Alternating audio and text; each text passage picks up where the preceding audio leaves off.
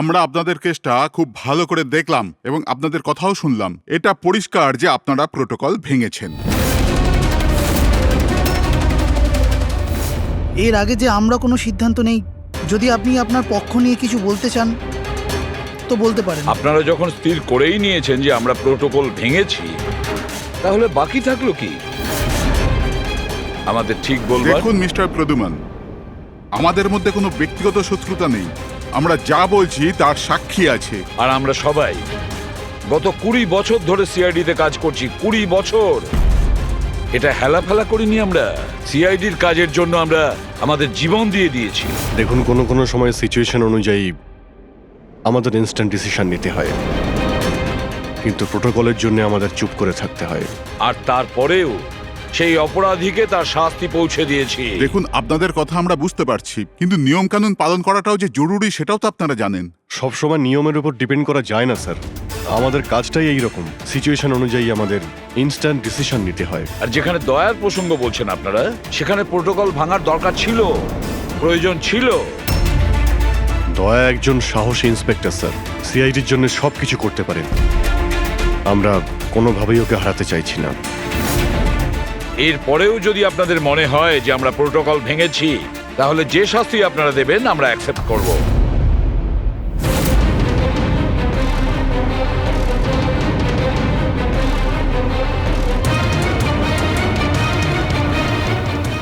দেখুন, আমরা আপনাদের কথা মেনে নিচ্ছি, কিন্তু নিয়ম তো আপনারা ভেঙেছেন।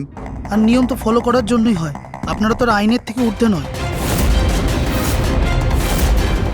এই জন্য আমরা এই সিদ্ধান্ত নিয়েছি যে আপনাদের টিমটাকে ভাঙা হবে না, আপনারা কন্টিনিউ করতে পারেন। Thank you very much. কিন্তু আজ থেকে আপনাদেরকে মনিটর করা হবে। আপনাদের সমস্ত কেস একজন সুপারভাইজিং অফিসার মনিটর করবে, যাকে আমরা নিয়োগ করেছি।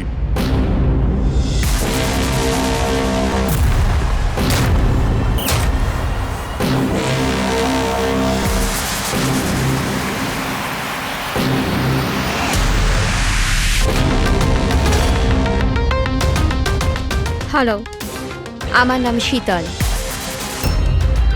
আজ থেকে শীতলই আপনাদের মনিটর করবে। মনিটর করবে মানে? মানে এইটা হলো যে আপনাদের কেসের যাই অ্যাক্টিভিটি হোক সেটা শীতল আমাদের বলবে। আপনাদের কেসগুলোর সমস্ত খবরাখবর রাখবার অধিকার থাকবে শীতলের। আপনাদের টিম আগে থাকবে কি থাকবে না, এটাও আমরা শীতল ম্যাডামের রিপোর্টের পর সিদ্ধান্ত নেব। দেখুন, আজ পর্যন্ত আপনারা যা চেয়েছেন করেছেন, কিন্তু এখন সিচুয়েশন বদলে গেছে। আজ থেকে আপনাদের সমস্ত কেসে শীতলকে ইনভলভ করতে হবে।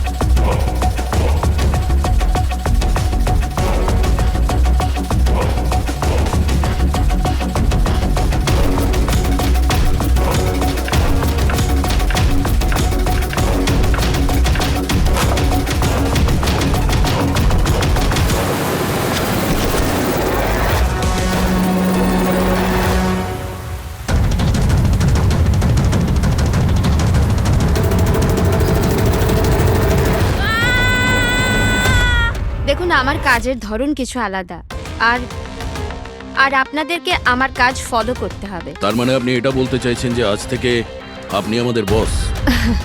না না, I don't like the word boss. Boss বলা উচিত হবে না।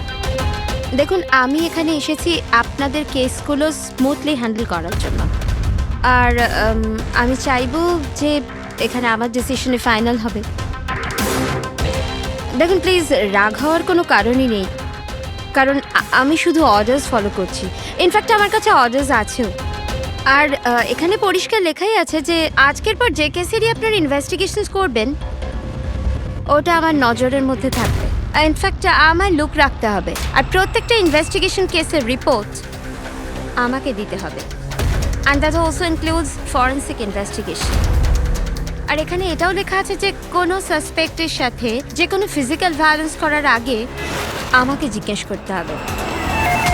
আর দেখুন, হ্যালো এসিপি প্রদ্যুমান। আচ্ছা ঠিক আছে, আমরা আসছি। ওকে, দুটো খুন হয়েছে, আমাদের বেরোতে হবে। এত তাড়াতাড়ি বেরোবেন আপনারা?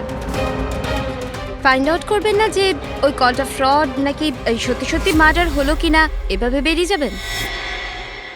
শীতল দেবী, আপনার কথা ভালো লেগেছে, কিন্তু ব্যাপারটা হলো দুটো খুন যেখানে হয়েছে আমাদের তাড়াতাড়ি সেখানে যেতে হবে। হ্যাঁ, আপনাকে সব রিপোর্ট আমরা পাঠিয়ে দেব। আপনাকে তো রিপোর্ট করতে হবে। Let's go.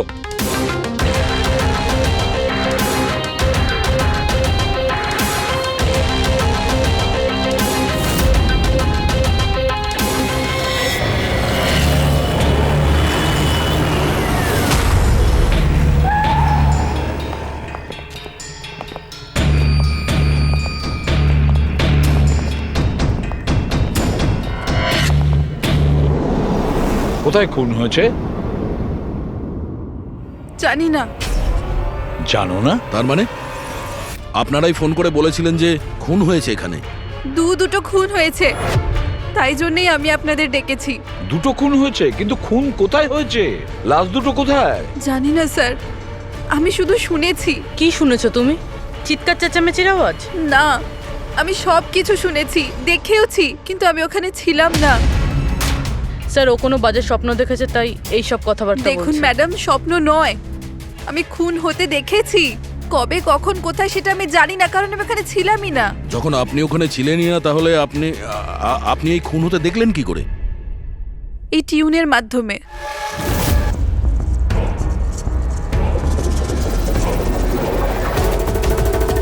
এই বিটটায় অনেক বৃষ্টি হচ্ছে, আশেপাশে গাছ আছে আর একটা ভাঙা বোটও আছে।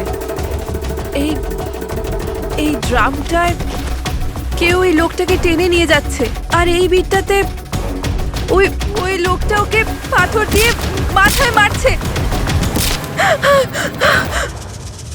আচ্ছা, তুমি ওদেরকে খুন হতে দেখেছো মিউজিকের পার্ট শুনে? এটা হয়নি তো যে এগুলো তোমার শুনে কিছু ভেবেছো, আন্দাজ করেছো? স্যার, আমি গেস করিনি। এই মিউজিক আমি দেখতে পাচ্ছি। কিন্তু মিউজিকে খুন হতে দেখা কিভাবে সম্ভব? ম্যাম, অনন্যার শরীর খারাপ তাই এরকম কথা বলছে। আপনি কে? স্যার, আমার নাম লতা, আমি এখানকার ম্যাট্রন। আমি ওকে ছোটবেলা থেকে চিনি, যখন থেকে ও অরফেনেজে এসেছে। কি অসুখ হয়েছে অনন্যার? স্যার, ওর সিনেস্থেসিয়া আছে। সেনেথেসিয়া? ম্যাম, একটা কন্ডিশন আছে। নর্মাল কন্ডিশনের মানুষরা মিউজিক শুনতে পায়, কিন্তু এই কন্ডিশনে মানুষ মিউজিক শুনতে শুনতে ভিজুয়ালও দেখতে পায়, আর মিউজিক শুনতে শুনতে ভিডিওর মতো দেখতে পায়। আপনি তার মানে বলতে চাইছেন যে অনন্যা সাউন্ড দেখতে পায়? Yes sir. কি করে? আপনি চোখ বন্ধ করুন আর ইমাজিন করুন ড্রাম বিট শুনতে পাচ্ছেন। নিন, কল্পনা করছি। আপনি কি দেখতে পাচ্ছেন? ড্রাম বিটের আওয়াজ শুনতে পাচ্ছি, কিন্তু আমি কিছু দেখতে পাচ্ছি না। এটা নর্মাল কন্ডিশনে হয়, কিন্তু সিনেস্থেসিয়াতে মানুষ মিউজিকের সাথে নিশ্চয়ই কিছু না কিছু দেখতে পায়। যেমন কিছু মানুষদের দেখতে পায়, রং দেখতে পায়, বা যে কোনো কিছু দেখতে পায়। তার মানে এই মিউজিকের পার্ট শুনে তুমি ওই খুন দুটো হতে দেখেছো? হ্যাঁ। আমার মনে হচ্ছে যে অনন্যা মিউজিক শুনে যেটা দেখছে ওটা আসলে নেই। ও ওটাকে ভিজুয়ালাইজ করছে, যেমন আমরা স্বপ্নে দেখি, কিন্তু স্বপ্নতে যেটা আমরা দেখি সেটা ভিজুয়ালাইজ করি, কিন্তু সেটা সত্যিকারের হয় না। স্যার না, স্যার আমি যেটা দেখছি সেটাই বাস্তব। যেটা আমি দেখছি সেটা খুব ভয়ঙ্কর, যেন আমি টিভিতে কাউকে মার্ডার হয়ে যেতে দেখছি। আর দুটো আলাদা আলাদা মিউজিকে দুটো আলাদা আলাদা খুন হচ্ছে, একটা পাথর দিয়ে হচ্ছে আর একটা ক্রোবার দিয়ে। আচ্ছা, আর একটা খুনের ব্যাপারে তুমি কিছু বলতে পারবে? খুনটা কোথায় হয়েছে, তার আশেপাশে কোথায় কি ছিল, খুনি কে, কি করছিল?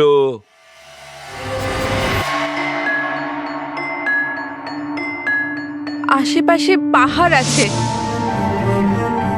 একটা লোক নিচে পড়ে আছে, নিজেকে বাঁচানোর চেষ্টা করছে। স্যার ও এসে গেছে স্যার ও ওকে মারছে ক্রোবার দিয়ে স্যার বারবার মেরে যাচ্ছে। ব্যাস, খুনির ফেস তুমি দেখোনি। ঠিক আছে, আমরা এই কেসের ইনভেস্টিগেশন করব। স্যার আমি এরকম কেসের ব্যাপারে তো শুনিনি। কিন্তু পুরবী যেভাবে ও ডিটেলসে আমাদের গল্পটা বলছিল, সন্দেহ হচ্ছে আমার সত্যি ঘটনা বলছে না তো। স্যার আমার কিছু মনে আসছে, যেরকম এই মেয়েটা বলল এরকম আমি কোথাও পড়েছিলাম স্যার। কোথাও পাথর দিয়ে খুন করা হয়েছে। তাহলে একটা কাজ করো দয়া, ক্রাইম ব্রাঞ্চে খোঁজ নাও যে এরকম দুটো কেস হয়েছে কিনা। Okay sir. স্যার, যেরকমটা আপনি বলেছিলেন ঠিক এরকমই কেস 2 মাস আগে পুনেতে হয়েছিল। তাকে পাথর দিয়ে হত্যা করা হয়েছিল। আর যা ক্রোবার দিয়ে মার্ডার পানভেলে হয়েছিল এই ধরুন 6 মাস আগে। তো সেগুলোর ফাইল এনেছেন এখানে? Yes, yes, yes. স্যার এই কেসগুলো। আর এটা হলো Panvel murder case file. Panvel, ঠিক আছে, থ্যাংক ইউ ভেরি মাচ। আপনারা যেতে পারেন।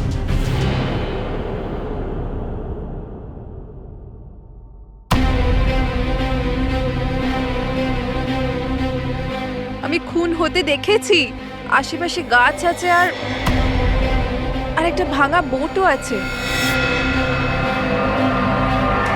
যেটা ভিজুয়ালে দেখেছিল সেটা একদম হুবহু ওই রকম স্যার। তার মানে ও যা বলছে তার সঙ্গে মিলে যাচ্ছে। অদ্ভুত ব্যাপার স্যার, এই দুটো ঘটনার কথা আজ মিউজিক শুনে অনন্যা ভিজুয়ালাইজ করেছেন, কিন্তু এই দুর্ঘটনা দুটো একটা 6 মাস আগে আর আরেকটা তো 2 মাস আগে হয়েছে। এটি কিভাবে সম্ভব?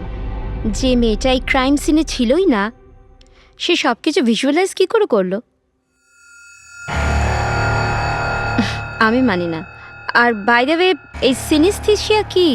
আসলে এটা বোঝানো খুব কঠিন, কিন্তু আমি চেষ্টা করছি বোঝানোর। দেখুন, ব্যাপারটা হচ্ছে যখন আপনি কোনো বিশেষ জিনিসের ঘ্রাণ নেন তখন তার সঙ্গে জড়িত সমস্ত স্মৃতি আপনার মনে আসে।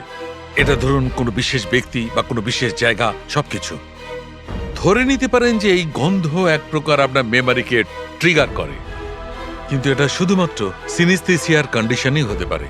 এই কেসে সুগন্ধর জায়গায় কোনো মিউজিকে পেয়ে গেছে। এক্স্যাক্টলি। এবার দেখুন, মেয়েটি একটা বিশেষ ধরনের মিউজিক শুনেছে।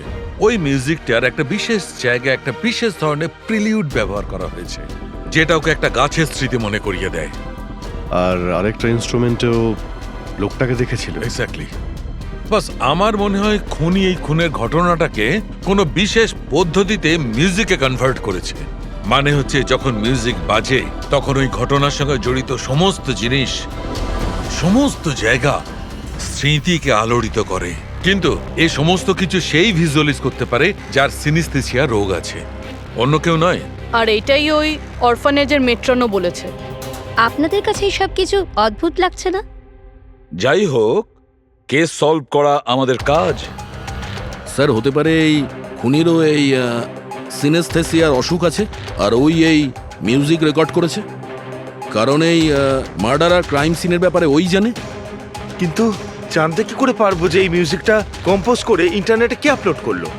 আর সেটা খুঁজবই বা কি করে স্যার? ফেডরিক, ইন্টারনেট খোলো, দেখো ইন্টারনেটে এই পার্টিকুলার মিউজিক পিসগুলো যেগুলো দুটো কেসে আছে সেগুলো কোথাও আছে কিনা।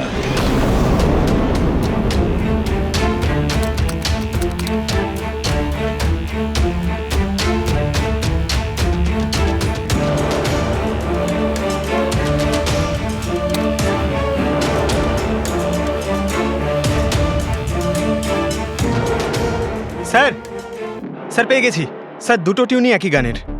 একটা ইন্ডিয়ান টিম বানিয়েছে। ডেকে নাও ওই ব্যান্ডের লোকেদের। Okay sir. ওকে, আপনারা আপনাদের ইনভেস্টিগেশন করতে থাকুন, আমি একটা অন্য কাজ সেরে আসছি।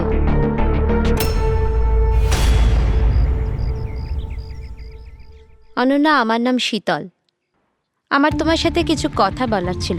আমরা কি কথা বলতে পারি? অনন্যা, দেখো অনন্যা, আই প্রমিস বেশি সময় নেব না, ব্যাস 5 মিনিট।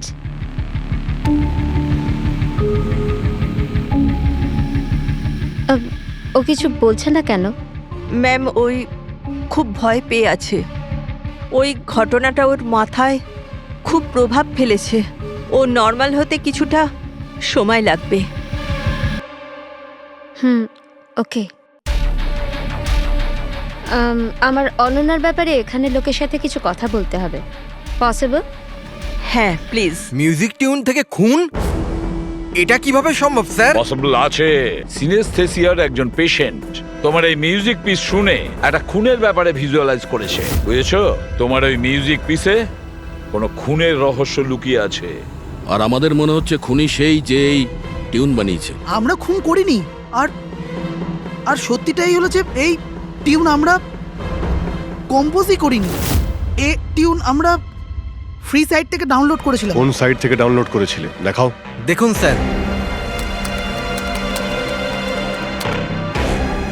এই দেখুন স্যার। স্যার এই টিউনটা আমাদের পছন্দ হয় তাই ডাউনলোড করে আমরা গানে দিয়ে দিই। কে আপলোড করেছিল এই টিউনটা? স্যার এটা অজ্ঞাত, অ্যানোনিমাস। অজ্ঞাত? আমাদের সেই অজ্ঞাতকে খুঁজতে হবে। ম্যাম ও আমাদের স্টাফ। ও হলো পূজা, ও হলো রমেশ, ও আরতি। এমনিতে ও এনজিওতে কাজ করে, কিন্তু আমাদের এখানে প্রায়ই আসা যাওয়া করে। আপনাদের কিছু বলার ছিল অ্যাকচুয়ালি অনন্যার ব্যাপারে। আপনারা কি অনন্যার ব্যাপারে কিছু বলতে পারেন আমার? যেমন ও কোথা থেকে এসেছিল, কবে এসেছিল, আর ওভারঅল অরফানেজে অনন্যার ব্যবহার কেমন? অনন্যা খুবই অদ্ভুত মেয়ে, সব সময় যেন ডিস্টার্ব থাকে। ও এখানে কবে এসেছিল? ছোটবেলা থেকেই, কিন্তু ওকে ভিন্ন ভিন্ন দুবার লোকে অ্যাডপ্ট করেছিল, কিন্তু জানি না কেন কিছুদিন রাখার পর আবার এখানে এসে ফিরিয়ে দেয়। কেন? এর কারণ? নিশ্চয়ই ওর খারাপ ব্যবহারের জন্য, ওর মাঝে মাঝে ঝগড়া করার জন্য, মাঝে মাঝে ভায়োলেন্ট হয়ে যেত। ব্যাস এই অভ্যেসটা ওর ছোটবেলা থেকেই ছিল। কি ভুলভাল বলছো তুমি? অনন্যা এমন নয়, এসব ভুল বলছে। ম্যাম সত্যি আমি এখানে প্রায়ই আসা যাওয়া করি, কিন্তু কখনো অনন্যাকে এমন আচরণ করতে দেখিনি। ও সবই ভুল বলছে। তো তাহলে সত্যিটা কি? সত্যিটা এটাই, অনন্যা ছোট থেকে খুব কষ্টে বড় হয়েছে।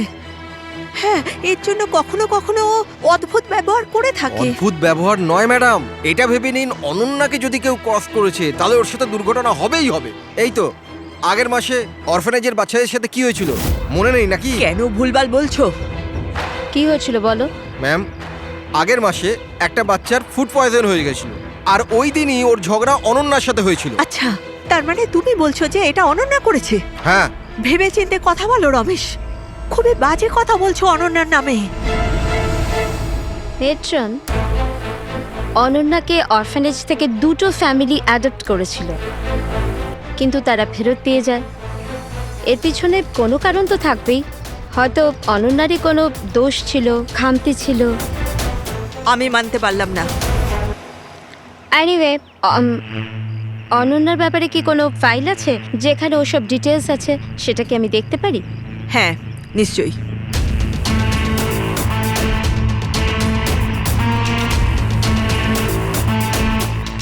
এই নিন। Thank you.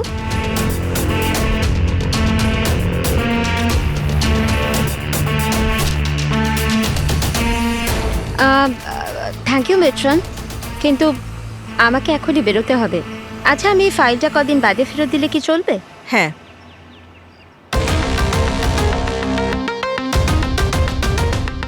হ্যালো, আমাকে যাদের সিনেস্থেসিয়া আছে না, ওনাদের সাথে দেখা করার আছে, আর ওদের ব্যাপারে কিছু জানার আছে। এই 3 জনের সিনেস্থেসিয়া আছে। 1 মিনিট, আপনাদের কিছু দেখাতে চাই আমি।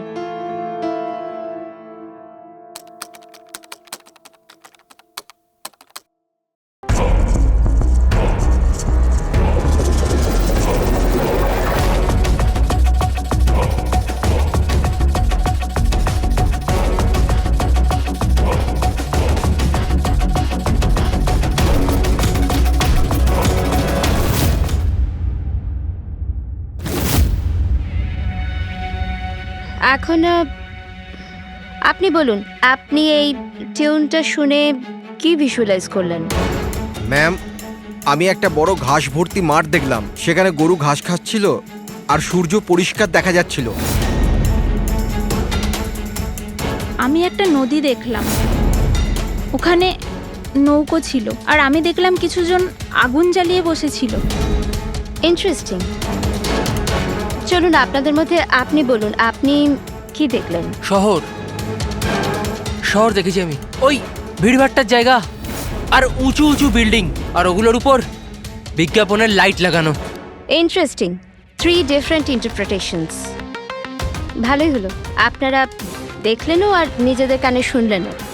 3 জন যাদের সিনেস্থেশিয়া আছে তারা একই টিউন শুনেছিল, কিন্তু 3টে আলাদা ভিজুয়ালস দেখলো। আর ওই মিউজিক শুনে খুন হতে দেখেছে। এক্স্যাক্টলি, দুনিয়াতে একজনই মানুষ আছে যে এই মিউজিক টিউনটাকে খুন দিয়ে ইন্টারপ্রেট করেছে। কে? খুনি নিজেই, আর ওই খুনি আর কেউ নয়, অনন্যা। হোয়াট? এটা আপনি কি বলছেন? ওই মেয়েটা নির্দোষ? দেখুন এসিপি স্যার, কেস প্রমাণ দিয়ে সলভ করা হয়, ভাবনা দিয়ে নয়। আর আমি ভাবনায় বয়ে যাওয়ার ভুল করিনি। আমি অরফানেজে গিয়েছিলাম, আর ওখানে গিয়ে জানতে পারলাম যে অনন্যাকে 2টো ফ্যামিলি অ্যাডাপ্ট করেছিল। কিন্তু ব্যাস কদিন পরেই 2টো ফ্যামিলি অনন্যাকে অরফানেজে দিয়ে গিয়েছিল। আর ওই 2জন লোক ওখানেই ছিল যাদের মার্ডার হয়েছিল আর যারা অনন্যাকে অ্যাডাপ্ট করেছিল। আমি অনন্যাকে অ্যারেস্ট করেছি আর ওকে নাবালক আদালতে পেশ করার ব্যবস্থা করেছি। আপনি আমাদেরকে না বলে না জিজ্ঞেস করে ওকে অ্যারেস্ট করেন কি করে? I don't need your permission ACP sir, আপনাকে বলার প্রয়োজন ছিল না। ও খুনি আর ওকে শাস্তি পেতেই হবে। আপনি ওই ক্রাইম সিনের ফটো আর পোস্টমর্টম রিপোর্ট দেখেছেন? অফকোর্স দেখেছি। তো হয়তো ভালো করে আপনি দেখেননি, না হলে ওকে আপনি অ্যারেস্ট করতেন না। খুনি অনেক শক্তি প্রয়োগ করেছিল খুন করার জন্য। একটা 15 বছরের মেয়ে 2জনকে এত নৃশংসভাবে খুন করতে পারে না। আপনার ওই মেয়েটাকে বাঁচানোর চেষ্টা করছেন। দেখুন, মেয়েটি নির্দোষ, আর আমরা কোনো নির্দোষের শাস্তি চাই না। অনন্যা খুনি, এর শাস্তি ওকে পেতে হবে, তাই আমাকে অ্যারেস্ট অর্ডার দিয়েছি। আর এটা আমার ডিসিশন, আর এটাই ফাইনাল ডিসিশন। আপনারা শুধু সময় নষ্ট করছিলেন। আর হ্যাঁ, এই মিডিয়াকে এই কেসটার ব্যাপারে জানাতে হবে। আপনারা প্লিজ মিডিয়াকে জানিয়ে দেবেন যে কেসটা সলভ হয়ে গেছে। আপনি যদি কেস সলভ করেন আপনিই বলে দিন, আমাদেরকে কেন বলছেন? ফাইন, নো প্রবলেম, আমি বলে দেব। কিন্তু এটা আপনারা আমার ওয়ার্নিং ভেবে নিতে পারেন, নয়তো আশা করছি এরপর থেকে আমার সমস্ত কথা আপনারা শুনবেন।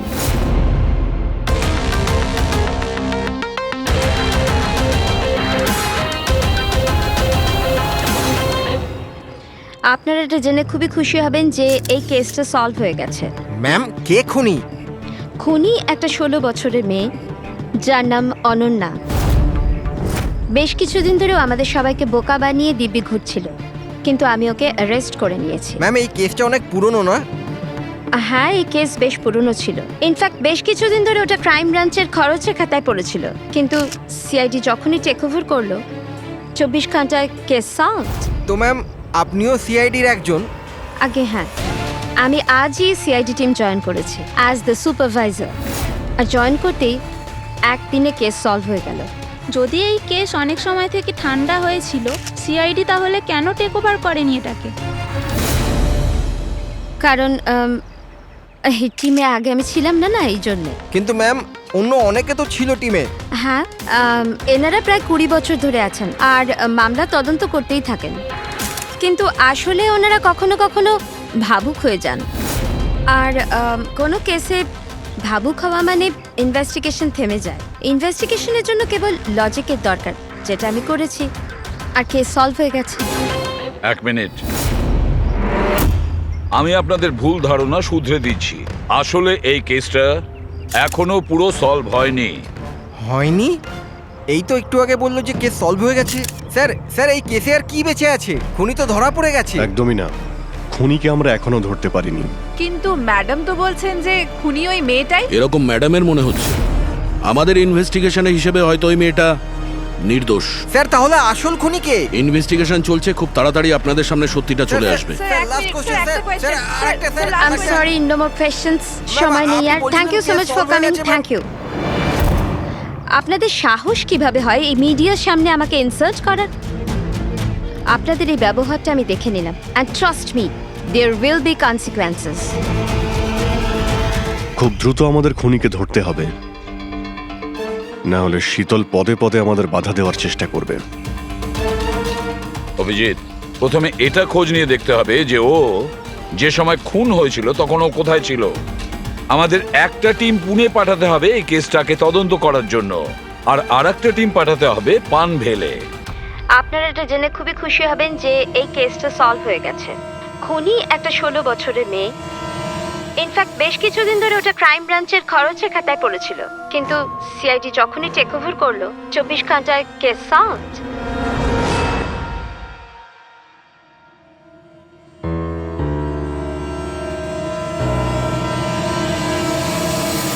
দেখুন 23শে ফেব্রুয়ারি বিকেল 4টে থেকে 7টার সময় অনন্যা কোথায় ছিল?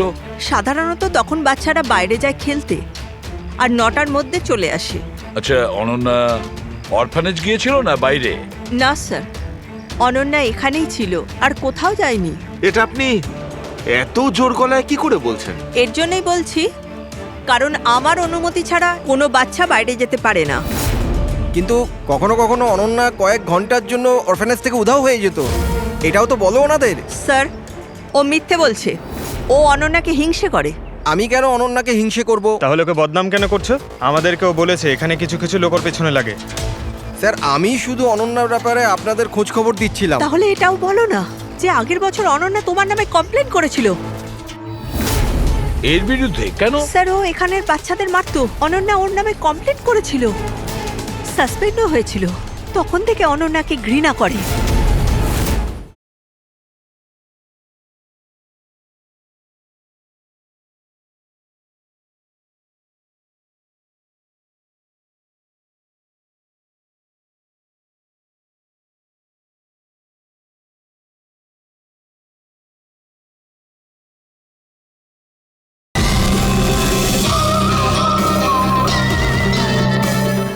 স্যার, ও এখানের বাচ্চাদের মারতো। অনন্যা ওর নামে কমপ্লেন করেছিল, সাসপেন্ডও হয়েছিল। তখন থেকে অনন্যাকে ঘৃণা করে। একটা কথা বলো, অনন্যাকে ওই মিউজিক পিস শুনতে কে বলেছিল? স্যার, ইনি। হ্যাঁ স্যার, অনন্যা মিউজিক পছন্দ করত। অনেকবার ওকে নানা ধরনের গান শুনতে দেখেছি।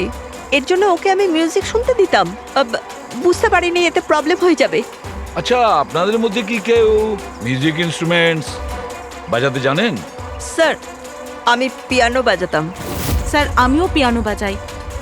আচ্ছা, একটা কথা বলুন, যেদিন পুনেতে খুন হয়েছিল সেদিন আপনারা কোথায় ছিলেন? আমরা সব বাচ্চাদের নিয়ে পুনা গিয়েছিলাম। সেদিন আপনারা সবাই পুনাতে ছিলেন? কি ছিল ওখানে? ওখানে একটা ইভেন্ট ছিল, তাই।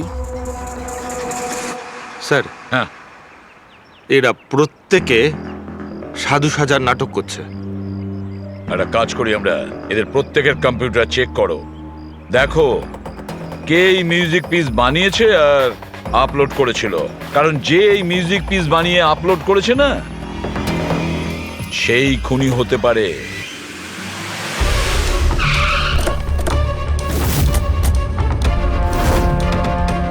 এই মেয়েটা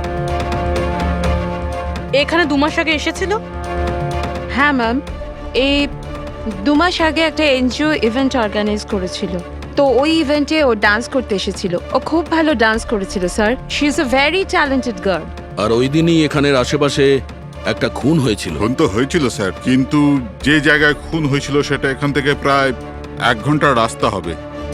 আর এই ইভেন্ট ওই দিন কটার সময় শুরু হয়েছিল? 5টার সময় শুরু হয়েছিল, রাত প্রায় 8টার সময় শেষ আচ্ছা, হয়েছিল। আপনাদের কি মনে আছে এই মেয়েটা পুরো সময় ইভেন্টেই ছিল নাকি এখান থেকে অন্য কোথাও গিয়েছিল? এই মেয়েটা 6টার সময় স্টেজে উঠেছিল, আর ইভেন্ট শেষ হওয়া পর্যন্ত স্টেজেই ছিল। স্যার, মেডিকেল রিপোর্ট অনুযায়ী খুন 3টে থেকে 6টার মধ্যেই হয়েছে। এই দেখো, এটা হচ্ছে সেই জায়গা যেখানে খুন হয়েছিল, আর এই জায়গায় ইভেন্ট ছিল। এখান থেকে এখানে পৌঁছানোর জন্য মিনিমাম 1 ঘন্টা লাগে। স্যার, হতে পারে ও দুপুরবেলায় বেরিয়ে গেছিল, খুন করে তারপরে ইভেন্ট জয়েন করেছিল। আরে না না ম্যাম, এরকম কিছুই হয়নি। অ্যাকচুয়ালি ইভেন্ট শুরুর আগে আফটারনুনে রিহার্সাল ছিল, আর ওই মেয়েটা ওখানে 4টে পর্যন্ত ছিল, আর এরপর 5টা থেকে সমস্ত স্টুডেন্ট ব্যাক স্টেজে এক জায়গায় হচ্ছিল। 4টের সময় রিহার্সালে ছিল, হ্যাঁ। আর 5টার সময় ব্যাক স্টেজ। Yes. আর একটু আগে আপনি বললেন 6টার সময়ও স্টেজে ছিল। যদি এটা হয় তো অনন্যা খুন কি করে করবে? আর যদি অনন্যা খুন না করে থাকে তাহলে খুন করলোটা কি? সমস্ত রিপোর্ট আর এভিডেন্স তৈরি করার পর আমার মনে হচ্ছে যে অনন্যা নির্দোষ। আপনার কোনো অবজেকশন? No your honour. কিন্তু স্যার এনার কাছে পুনের মার্ডার কেসের এভিডেন্সের রিপোর্ট আছে। পানভেল মার্ডার কেসে নির্দোষ প্রমাণ করার কোনো এভিডেন্স বা কোনো রিপোর্ট নেই। এরকম হতে পারে যে অনন্যা অরফানেজ থেকে বেরিয়ে গিয়েছিল আর মার্ডার করে আবার ফিরে গিয়েছিল। It can be possible, right sir? আপনার কাছে যদি কোনো প্রমাণ থাকে তো প্লিজ দিন, যাতে এটা প্রমাণ হয় যে যখন খুন হলো অনন্যা পানভেলে ছিল। দেখুন, এভিডেন্সেস আর সাক্ষ্য প্রমাণ অনুযায়ী এই কেসটা ডিসমিস করে দেওয়া হচ্ছে। অনন্যাকে দয়া করে ছেড়ে দিন।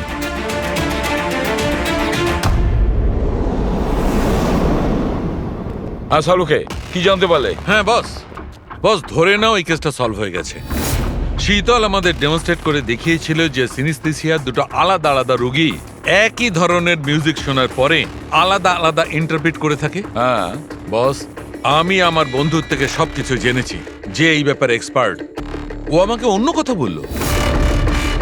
নতুন কি আপনি জানতে পেরেছেন? এমন দুজন ব্যক্তি যারা সিনিস্থেসিয়ারই পেশেন্ট এক ধরনের মিউজিক শোনার পরেও একই ধরনের রিয়াক্ট করে। এটা কিভাবে হতে পারে স্যার? হতেই পারে পুরবি, যদি দুজন রোগীর মধ্যে রক্তের সম্পর্ক থাকে তাহলে হতে পারে। ও শীতল যা বলেছিল সেটাও ঠিক ছিল, কিন্তু সম্পূর্ণভাবে ঠিক ছিল না। কিছু রেয়ার কেসে এরকমটা হয়, যেমন আমার বন্ধু বলেছে। হ্যাঁ, কিন্তু দুজন রোগী যদি একই পরিবারের হয় তবে কাকা, জ্যাঠা বা ভাইও হতে পারে। না না, ইমিডিয়েট ফ্যামিলি মেম্বারই হতে হবে, যেরকম মা বাবা, ভাই বোন। তা কেন? সেটা এই কারণে ফ্রেডি, কারণ এটা একটা জেনেটিক অসুখ। বাস মেডিকেল জার্নাল থেকে আমি এরকম কিছু আর্টিকেল বার করছি, এসব তোমাকে দেখাচ্ছি। আরো কেউ আছে যে অনন্যার মতো ওই দুটো মিউজিক পিসের ওপর একই ভিজুয়াল দেখতে পায়, যেটা অনন্যাও দেখে? আমি আপনাদের কি করে ধন্যবাদ জানাবো? আপনারা আমায় জেল যাওয়া থেকে বাঁচালেন। আমরা শুধুমাত্র সেটাই করেছি যেটা আমাদের ডিউটি, অপরাধীদের জেলের ভেতরে আর নিরপরাধীদের মুক্তি। কিন্তু আসামিটা কে? তোমার কোনো আত্মীয়। আমার ফ্যামিলি মেম্বার? হ্যাঁ অনন্যা, কারণ তোমার কাছে যে ধরনের ভিজুয়ালস এসছে সেই ধরনের ভিজুয়ালস তার কাছেই যেতে পারে যার সঙ্গে তোমার রক্তের সম্পর্ক আছে, আর সেই এই ধরনের মিউজিক বানিয়েছে। কিন্তু স্যার, আমার ফ্যামিলি মেম্বার কি করে হতে পারে? আমি তো অনাথ, না? আছে কেউ যাকে তুমি চেনো না? তাহলে জানতেও চাই না। ছোট থেকে আমার স্বপ্ন ছিল যে আমার পরিবারের সবাই আসবে আর আমায় এসে নিয়ে যাবে, আমরা একসাথে আনন্দে থাকবো। আর আপনারা বলছেন ও কোনো খুনি? আমরা তোমাকে শুধু সেটাই বলছি যেটা সত্যি। অনন্যার নামের প্যাকেজ এসেছে, দরজার বাইরে রাখা ছিল।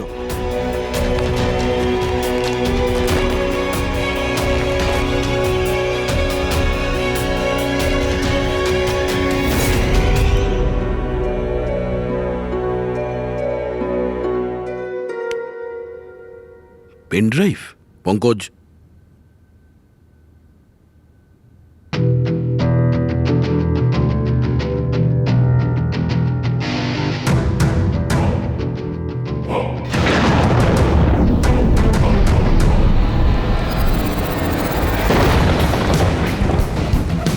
আমি বাড়ি দেখতে পাচ্ছি, খুব বিদ্যুৎ চমকাচ্ছে। কোনো মহিলা বাড়ির মধ্যে দৌড়াদৌড়ি করছে আর একটা দোলনাও আছে বাইরে। কেউ ওই মহিলার পিছনে ক্রোবার নিয়ে দৌড়চ্ছে। আর কি? ওই মহিলাকে ক্রোবার দিয়ে মারছে। কাকে মারতে দেখলে? জানি না স্যার, এটা তো একটা চিঠিও আছে।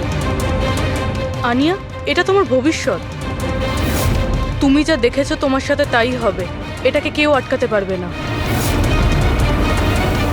এই মিউজিকের সাথে অনন্যা যেটা দেখেছে, কেউ ওই মহিলাকে মারতে চলেছে। আর একটা বাড়ি আছে, বাড়ির সামনে বিদ্যুৎ চমকাচ্ছে, আর দোলনা আছে। আর স্যার, খুনি খুন ক্রোবার দিয়ে করে। এতদিন আমরা ভাবতাম খুনি আগে খুন করে তারপরে মিউজিক বানায়, কিন্তু এখানে তো উল্টো। প্রথমে খুনি মার্ডার প্ল্যান করে, তারপরে মিউজিক বানায়, আর তারপরে মিউজিক অনুযায়ী খুন করে। আমি আমি মরতে চাই না, প্লিজ আমায় বাঁচিয়ে নিন। অনন্যা ঘাবড়িও না, তোমার কিচ্ছু হবে না, আমরা আছি না তোমার সাথে। সবার আগে ওই খুনিকে খুঁজতে হবে, যে কোনো ভাবেই হোক। কিন্তু যদি খুনি ওর পরিবারেরই একজন হয় তাহলে খুঁজবো কি করে? ওকে খোঁজার আগে আমাদের এটা জানতে হবে যে 16 বছর আগে অনন্যাকে অরফানেজে নিয়ে এসেছিল কে। হয়তো জানতে পারে অনন্যার ফ্যামিলি সম্পর্কে। আপনাদের কিছু মনে আছে কে ছিল যে অনন্যাকে এখানে রেখে গেছে? না, মনে তো নেই। 16 বছর আগে কেউ ওকে বাইরে ছেড়ে চলে গিয়েছিল।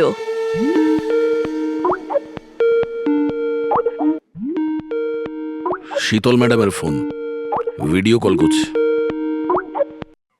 হ্যালো, আমি বাস এটাই বলার জন্য ফোন করলাম যে ওই মেয়েটাই খুনি। সময় নষ্ট করবেন না আপনারা, প্লিজ ওকে গ্রেপ্তার করুন। শীতল ম্যাডাম, কোর্ট তার সিদ্ধান্ত জানিয়ে দিয়েছে, আর কোর্টের কি সিদ্ধান্ত সেটা আপনিও শুনেছেন। এই কোর্টের চক্করে আপনারা সময় নষ্ট করছেন। প্লিজ আপনারা ভুল, আর আপনাদের এটা মেনে নিতেই হবে।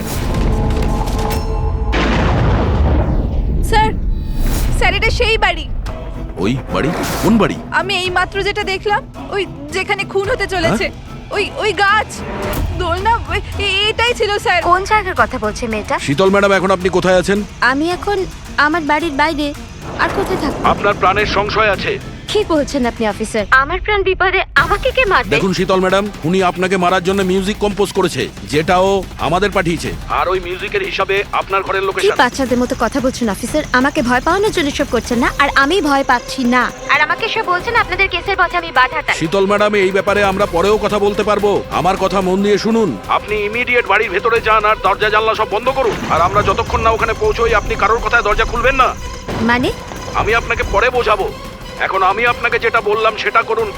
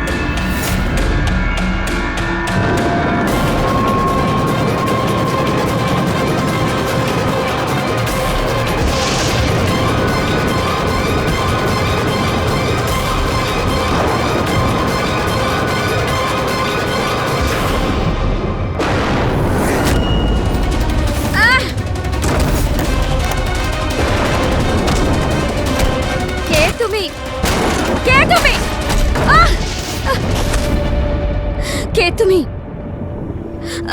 তুমি আমার উপর আক্রমণ করছো কেন? তুমি জানো না এর ফল কি হবে। আমি তোমাকে ছাড়বো না। আমার কাছ থেকে বেঁচে তুমি পালাতে পারবে না। কে তুমি? ওই দাঁড়া। আমাকে অফিসার।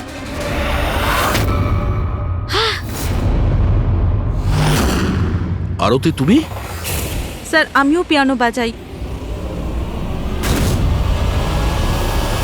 শীতল ম্যাডাম, আমরা আপনাকে আগেও বলেছিলাম অনন্যা খুনি নয়।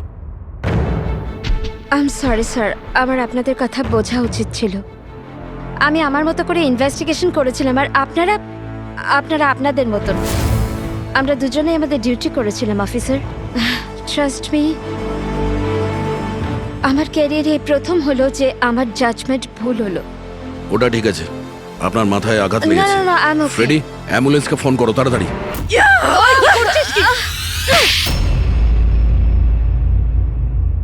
শীতল ম্যাডামের ওপর হামলা করেছো কেন তুমি? আমার মেয়েকে বাঁচানোর জন্য। কোন মেয়েকে বাঁচানোর জন্য? অনন্যাকে। অনন্যা আমার মেয়ে হয়।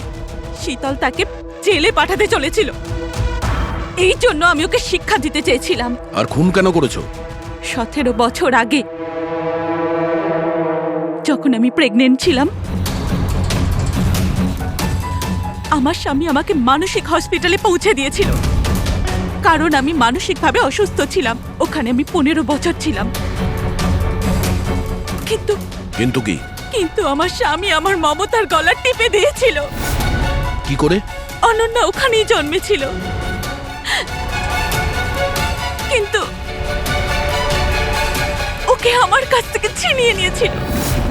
15 বছর পর আমি বাইরে এলাম, তখন আমি জানতে পেরেছিলাম যে আমার স্বামী মারা গেছে, কিন্তু অনন্যা কোথায় আছে আমি জানতাম না। ও বেঁচে আছে কি নেই সেটাও আমি জানতাম না। আমি অনেক অরফানেজে ওকে খোঁজার চেষ্টা করেছিলাম, ওকে কোথাও পেলাম না। ওর ব্যাপারে কি করে জানতে পারলেন আপনি? 6 মাস আগে যখন আমি এই অরফানেজে এলাম, তখন আমি অনন্যার কেস ফাইল পেলাম। আমি জানতে পারলাম যে অনন্যাকে 2 জন মানুষ অ্যাডপ্ট করেছে, আর তারপর ওকে ফেরত পাঠিয়ে দিল। কিন্তু যখনই আমি জানতে পারলাম যে অনন্যার সিনেস্থেশিয়া আছে আর ও সব দেখতে পাচ্ছে যেটা আমি মিউজিকে প্ল্যান করেছিলাম, তখনই আমি রিয়েলাইজ করলাম যে অনন্যা আমারই মেয়ে। এই জন্য আমি 2 জনকে খুন করে দিলাম। আমি ওই মানুষগুলোকে ঘেন্না করি যারা অনাথ বাচ্চাকে অ্যাডপ্ট করার পরেও তাদের ফিরিয়ে দিয়ে যায়। আমি অনন্যাকে সবকিছু বলে দিতে চেয়েছিলাম, কিন্তু আপনাদের অনুসন্ধানের ফলে আমি থেমে গেলাম, কেননা আমার মনে হলো যে আপনারা অনন্যাকে সন্দেহ করবেন। এই জন্য আমি চিঠি পাঠিয়ে আপনাদের মন অন্যদিকে ফিরিয়ে দেওয়ার চেষ্টা করেছিলাম, কিন্তু আপনারা আমার প্ল্যানকে ভেস্তে দিলেন। যে মেয়েকে পাওয়ার জন্য তুমি 2টো জীবন নিয়েছো, এখন সারা জীবন ওই মেয়ের থেকে দূরে থাকতে হবে তোমায়, জেলের ভেতরে, কাল কোঠরিতে।